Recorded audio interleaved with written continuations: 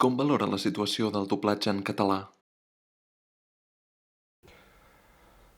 La valoració no és gaire falaguera perquè hi ha una quantitat de continguts molt important en premsa escrita, en mitjans digitals, en televisió, en ràdio. Gràcies a Déu, perquè això també ha afavorit que quantitativament el català s'hagi desplegat en molts àmbits. Però aleshores aquesta quantitat segurament ha anat una mica en detriment de la qualitat perquè realment absorbir per uns serveis de correcció d'aquests sistemes de generació de continguts és pràcticament impossible. I ara, en aquest present que tenim el 2014, en què hi ha hagut disminució d'efectius lingüístics als mitjans, la valoració és negativa de la qualitat que tenim. Evidentment, el doblatge es cuida a tots els nivells, tant si és vídeo com si és cine.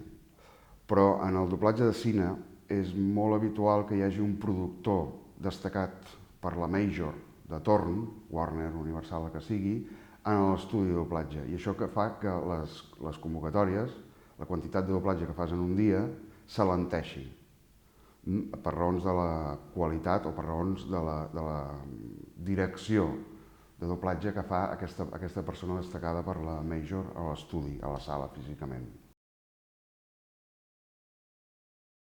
Qui s'encarrega de protegir el cinema en català?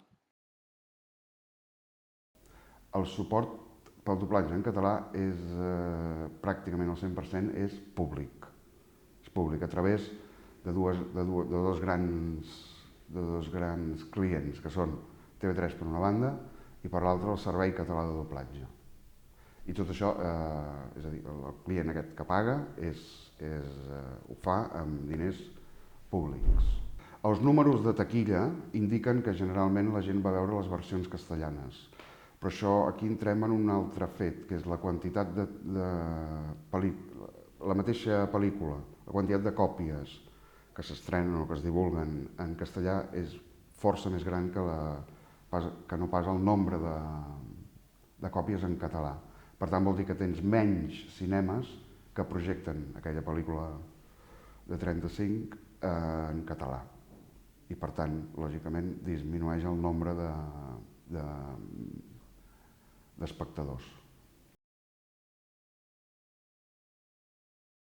Com va néixer el doblatge en català?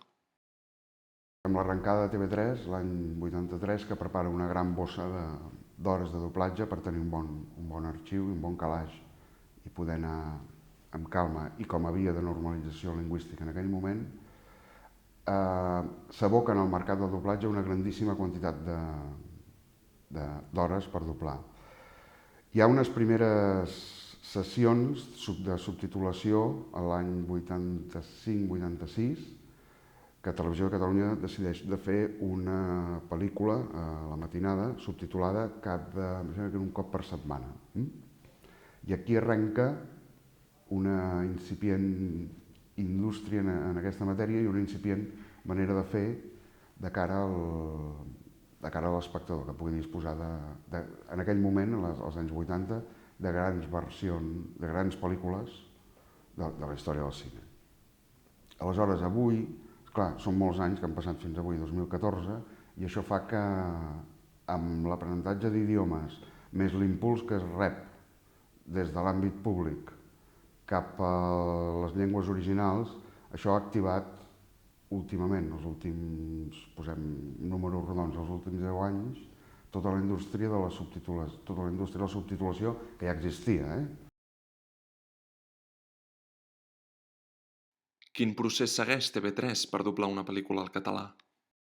TV3 encarrega, quan té tot el material disponible, l'envia a l'estudi de doblatge. I a partir d'aquí arrenca el procés de traducció d'aquest guió, d'acord amb una imatge. És a dir, la imatge condiciona absolutament la traducció que tu has de fer d'aquell document, tant si és una qüestió de ficció com si és un documental.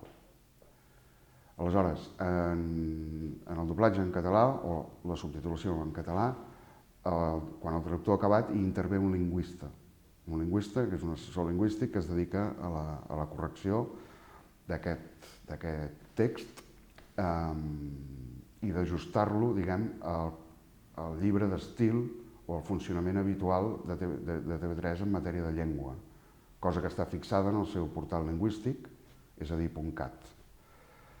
Un cop el lingüista hi ha intervingut per primera vegada, aquell text entra a la sala de doblatge i es dobla, si és una pel·lícula o si no se'n fa una traducció simultània si és un documental.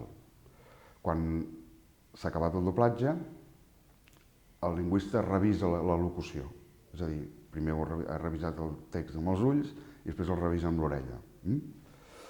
Si hi ha algunes deficiències, s'encarrega que s'arreglin.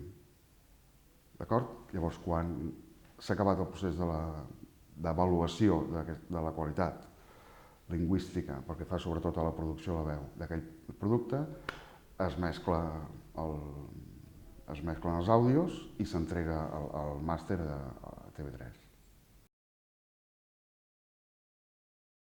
TV3 desenvolupa alguna tasca de traducció o doblatge?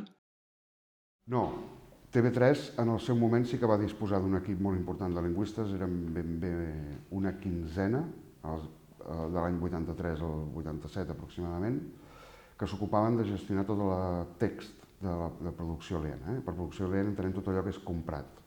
Avui els traductors depenen d'un proveïdor de TV3, que són els estudis de so.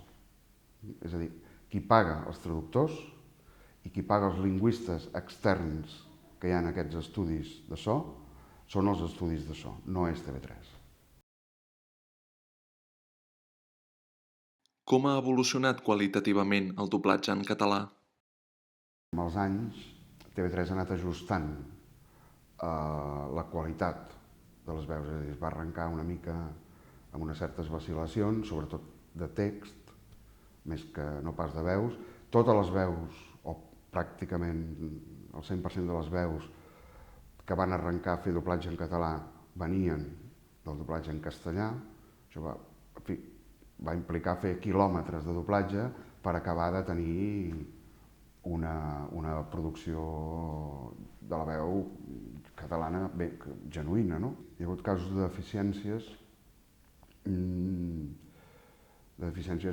d'ordre lingüístic, de producció a la veu, que en algun cas al llarg de la història han propiciat el fet de canviar aquella veu. Ara, generalment, com que això té un cost molt considerable, sempre hem mirat d'actuar abans.